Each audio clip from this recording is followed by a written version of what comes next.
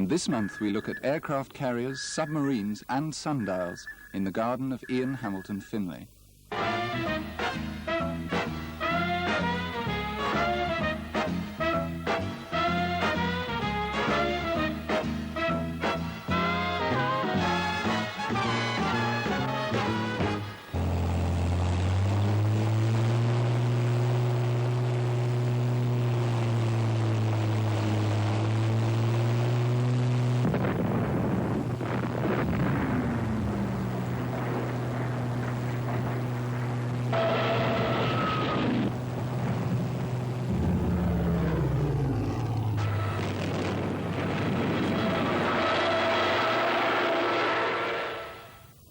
We're in the middle of the Battle of Midway, or rather in a war game version of the last great sea battle ever, perhaps.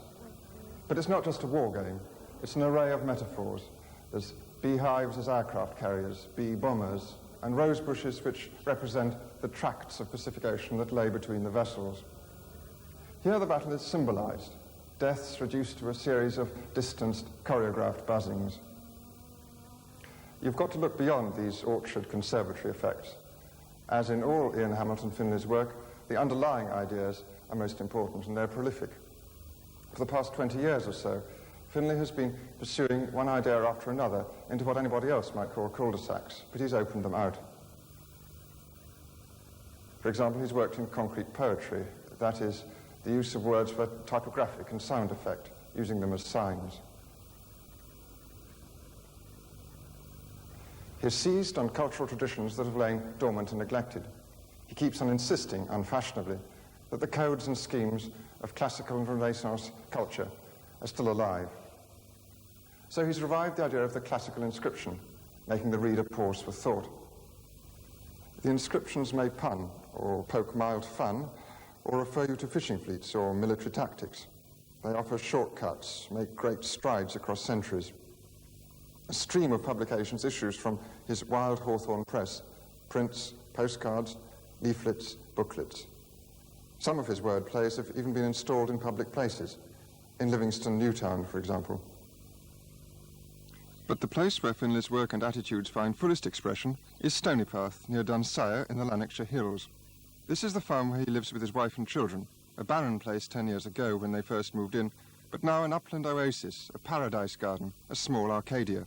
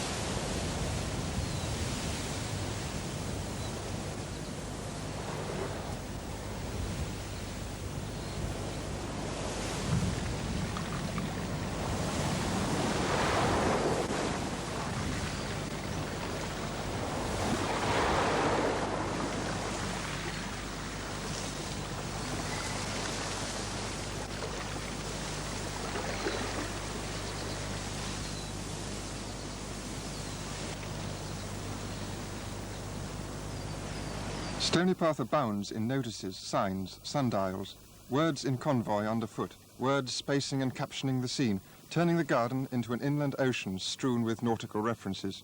Here Finlay acts as a guide or pilot, picking his way around his creation.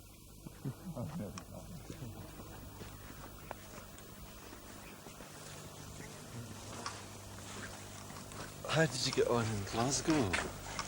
I had a disastrous time. I was trying to find the BBC and... If he's to be categorized at all, and just about everything he does obstructs this, he's a maverick poet, one who doesn't just write, but designs and schemes. A visual poet with his own garden of idea. But which came first, the garden or the idea? I see the poet as being essentially a very practical person, one who is interested in actually realising things in the world, and therefore you would make the best possible use of any opportunity that existed. So if you're in one situation, you would do one thing, and in another. And I suppose that I had the idea before we came here. Well, I certainly had the idea of doing poems outdoors. But had we not come here and had the bit of ground, I suppose that I would have done something else pertaining to the place wherever we were. But, I mean, by and large, as I said, the idea of the garden is not for us to sit in, which we never get a chance to do, but for people to see as this kind of example of possibilities. And you don't feel in any sense intruded upon when people... Well, naturally, I mean, there's a kind of person who comes and walks around the whole thing in 5.5 minutes and then sort of says, "Where's the garden?" And that's quite depressing after, 9 years of work.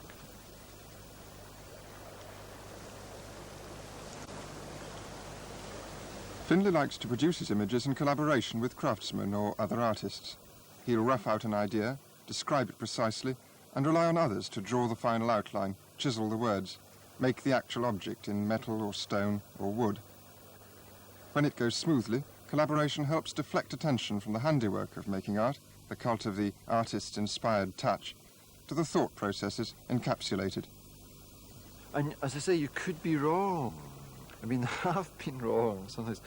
And then you have terrible sleepless nights, and you look at something that weighs 300 weights, and it's too heavy for you to lift, and you can't humph it somewhere else, and you agonise, and so on.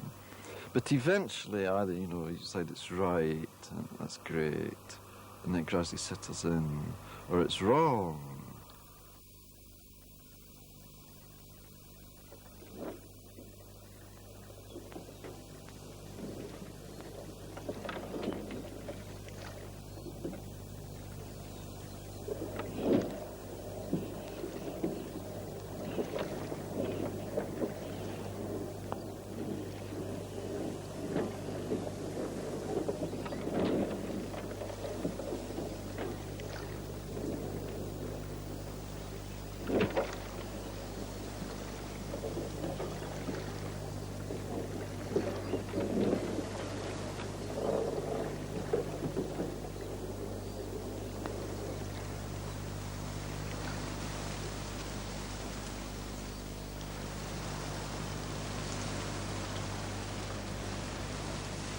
A lot of the pieces fit the environment in the sense that you connect them quite deliberately, visually or intellectually, with something around them. Well, I don't think of the pieces as separate items. The piece is conceived in terms of a whole composition, and the work is not the piece, the work is the composition of which the piece is a part. In this age, everybody talks about environmental work, environmental art, but virtually nobody does it. And the extraordinary thing is that, if you look at it, people don't even give any thought to it, though they keep talking about it. Moore, for example, who's considered to be a kind of great example of an environmental sculptor, he uses the same solution of the Roman plinth over and over again, which is fine. I mean, it's all right. But there's many other things that one can do. And it's not extraordinary that the age hasn't thought about it, but it is extraordinary that the age thinks it has thought about it when it hasn't. And perhaps somebody should point out to the age that it should give it some thought, But you're pointing out in some respects, because in the torsos, yes, you mentioned Roman plinths, and you've got a very definite elusive thing to the kind of outdoor yes, sculptures. but this here, I think of as a Roman garden. I mean, it's uses the idiom of the Villa d'Este and other Roman gardens, but on a miniature scale. But there's a deliberate Roman reference. And of course, people say it's quite odd to do stone aircraft carriers, but in point of fact, the Romans and the Renaissance, people imitating the Romans, did stone ships. There's many stone ships in Rome, and lots in the Villa d'Este. And Roman gardens, they had stone war galleys on the ponds and so on. It's quite traditional. I was surprised that I wasn't so surprised. No, there's no reason to be surprised. But then, of course, it's also very fitting in another way that the American and Russian carriers, etc., are pure examples of Roman imperialism. It's very proper, it's what they are, and should be celebrated as such.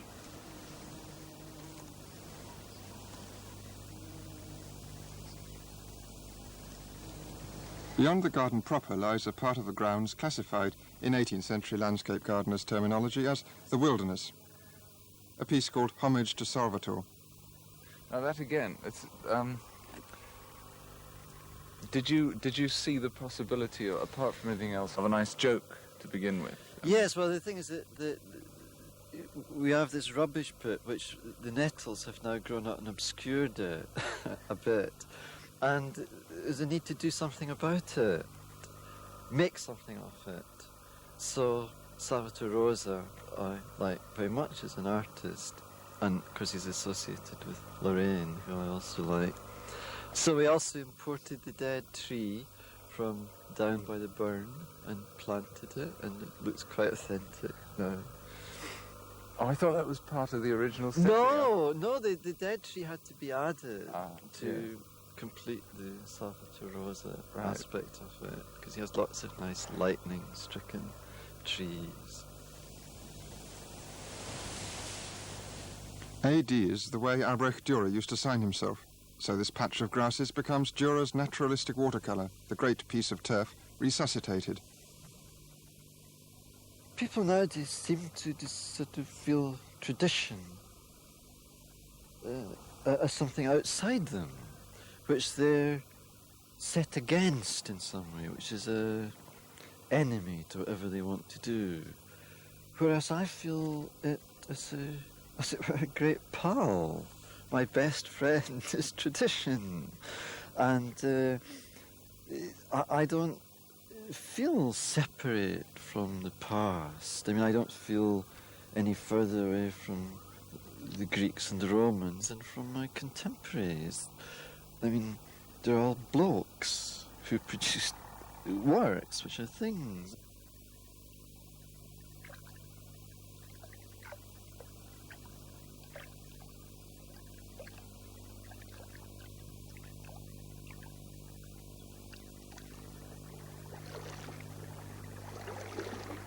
The 18th century notion of the sublime was one of terror overcome with awe.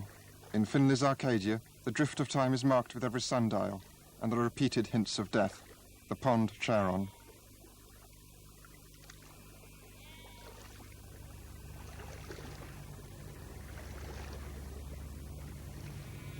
On the far side of the largest pond, the conning tower of a nuclear submarine in slate sticks up. It's Finlay's homage to supreme naval architecture, the current sublime. Memento mori, remember death will come, the conning tower over the water.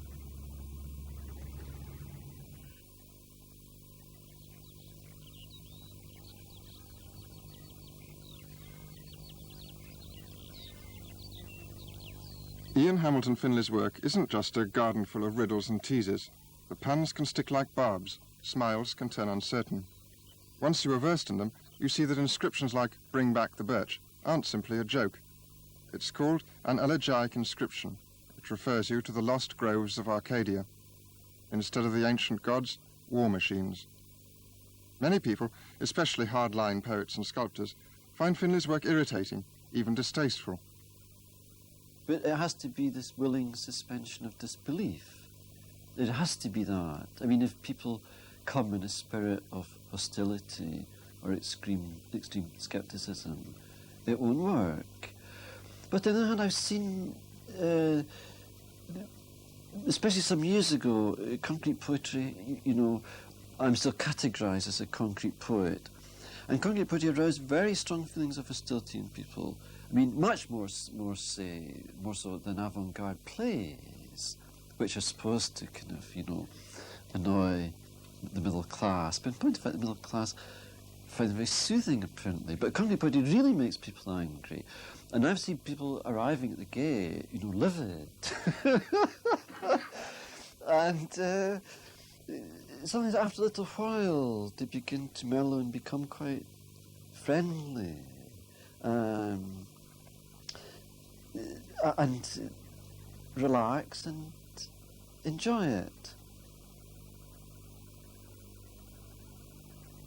But why all the preoccupation with ships and shipping, the sub on a pedestal in the foliage, the various aircraft carriers? Well, I mean, I just feel about ships that anybody who's not interested in them is something a bit wrong with them. It's as simple as that. Who wouldn't be fond of ships? That's it. I can't say more than that. But, I mean, there's this curious thing that people categorise subject matter.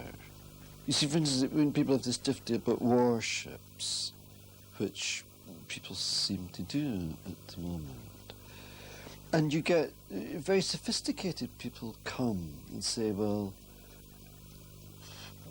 you know, don't you feel warships are unpleasant or something? But they would never say to you, don't you feel that nudes are unpleasant? Because they would perceive that in the case of the nude, it's not a question of the nude, but what the poet or artist or whatever has made with it. Our hesitancy before the aircraft carrier is the exact equivalent of the Victorian hesitancy before the nude. But for some reason, when it comes to fishing boats or aircraft carriers, they can't see that. They stop and they start to behave like Philistines. And they're taught to look for a moral purpose. Well, but they're not. Yes, at the moment there's a sort of fashion. But I mean, people are quite capable of understanding that the poet artist approaches the nude aesthetically, and that the nude is not any one fixed thing. A nude may be pornographic, it may be spiritual, it may be this, it may be that. It is whatever has been made with it. Well, likewise, the fishing boat or the battleship is not this or that is what one makes with it, out of it, from it. It's subject matter.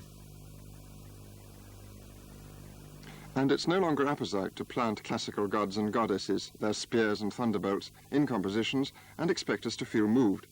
New equivalents are needed, things that embody our fears, our awe, our sense of wonder. Et in Arcadia ego can mean, even in Arcadia I, death, hold sway. Or, inscribed on a tomb in Poussin's painting, it can mean, I too lived in Arcadia, and remind the nymphs and the shepherds, you and me, that we too are mortal. Memento mori. Finlay saw in the illustrations to an essay by Erwin Panofsky the possibility of adding these fresh images of mighty weapons and power structures. The death's head looms in emblem and graffiti. So he introduces into the classical paradise man's most terrible, awful, hence sublime creations. It's that I don't have to interfere. I mean, the tank is the image without me personally having to point it up in any way.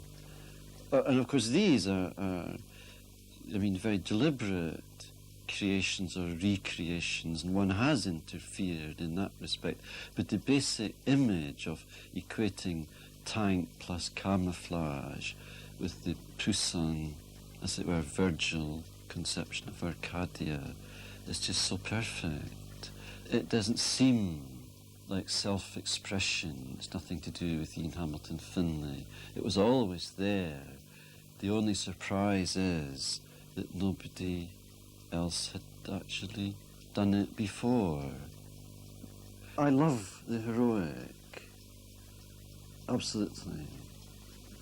But I wouldn't wish, therefore, to suggest that the domestic, say, has got no place. I mean, I've also done a lot of work which praises the domestic, and I used to be notorious and indeed derided for doing things which praised the wee, the little.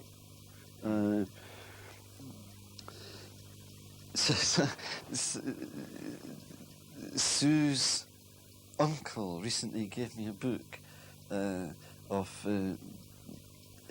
it's about how to build sailing boats or something. Anyway, he nicely put a little note at the beginning explaining that the book had belonged to an old joiner who they knew. And he added that this joiner had been with Beatty on the bridge. That is a marvellous phrase. And who would not wish to have been with Beatty on the bridge, or whose heart would not beat faster at the thought of being with Beatty on the bridge? But, I mean, equally, I'm very happy to do a homage to Vuillard, who is, renowned as a painter who hardly moved his easel out of doors, and loved above all to paint wallpaper. I mean, who would not love Vuillard? I don't understand why people don't love more things in the world. There's a great deal that's super to celebrate.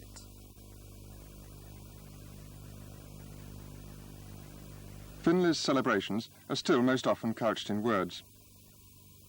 He's gone from words printed to words inscribed to words in neon.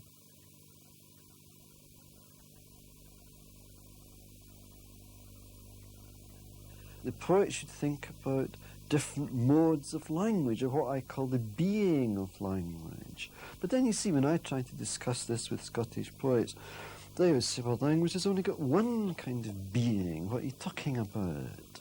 But this is nonsense. Language has all sorts of different kinds of being. The language used in the motto, in emblems, has one kind of being. The language used in a Shakespeare sonnet is another. The language used in the daily paper is another, and so on and so on. I mean, one really needs to look into these questions. These are the serious questions of the day. But you see, at the moment, everybody's very concerned about who is the second greatest Scottish poet, or what is a Scottish poem? And all these are flippant questions compared to what poets should really be. I mean, I don't mean that there should no longer be poems on the page, because clearly the poem on the page will always have certain possibilities and virtues, just as the poem on the wall will have certain possibilities and virtues.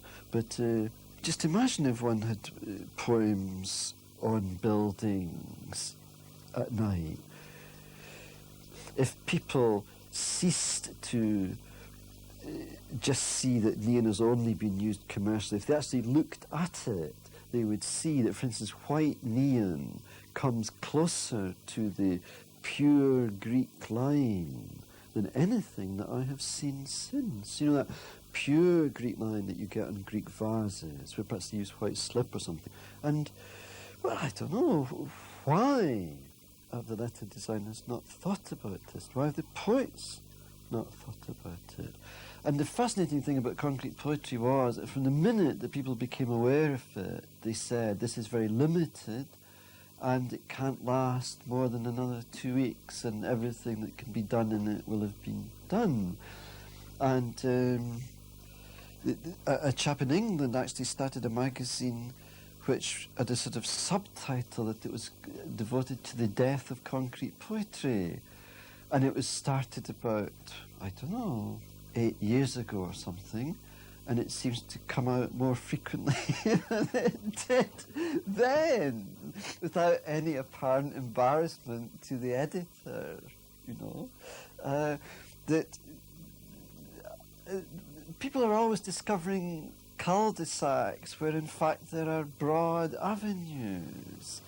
And the older I get, the more things do I become interested in, and the more things do I see that I would cheerfully, almost, if I didn't feel a duty to poetry, give up poetry for. I mean, I don't know, think of radio-controlled model aeroplanes. I've never built a radio-controlled model airplane. One could cheerfully spend a lifetime